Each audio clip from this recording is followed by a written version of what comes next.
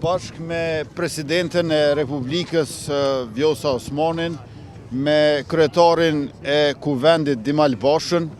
me Ministrin e Mbrojtjes Ejup Maqedoncin dhe me Komandantin e Ushtrisë General Lejtnant Bashkim Jasharin, patëm nderin edhe kënaqësinë që t'i vizitojmë forcën e sigurisë Kosovës në prezantimin e armatimit dhe pajisjeve të tyre, që na bëjnë krenar dhe njëkohësisht të ndjehemi të sigurt si shtet, si institucione të Republikës, gjithnjë në shërbim të integritetit territorial, të drejtave të qytetarëve, të sovranitetit shtetëror dhe të paqes e të sigurisë për Republikën tonë demokratike anë kënd. Është ditë e lumtur e gëzuar për të gjithë neve, për shkak se me forcën e sigurisë Kosovës, me këtë ushtri të pajisur kaq mirë dhe gjithnjë e më shumë, brezat e ri do të jenë të sigurt të jetojnë në paqe, të zhvillohen dhe të lullëzojnë. Në njërin anë e kemi sakrificën e dëshmorëve të kombit, mbi të gjitha kryekomandantin Adem Jasharin dhe familjen Jashari, pastaj veteranët dhe invalidët e ushtrisë shqiptare të Kosovës, e në anën tjetër i kemi gjithë këta fëmijë që kanë ardhur të shohin ushtrinë e tyre dhe e cila u angros zemrat e njëkohësisht i bën edhe të ndjehen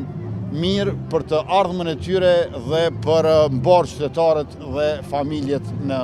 Kosovë. Mbi 430 milion euro është investimi në armatim dhe në pajisje në këto 4 vitet e fundit. Më përpara,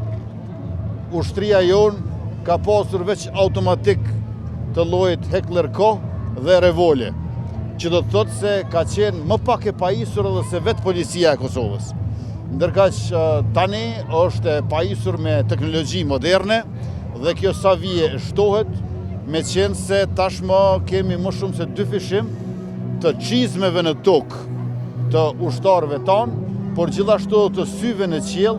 për shkak se e kemi pajisur ushtrinë me drona Skydagger dhe TB2 Bayraktar nga Turqia, Puma nga Shtetet e Bashkuara të Amerikës, e do ta kemi së shpejti edhe fabrikën e municionit, si dhe të prodhimit të dronave made in Kosova. Në veçanti duhet theksuar edhe sistemin antitank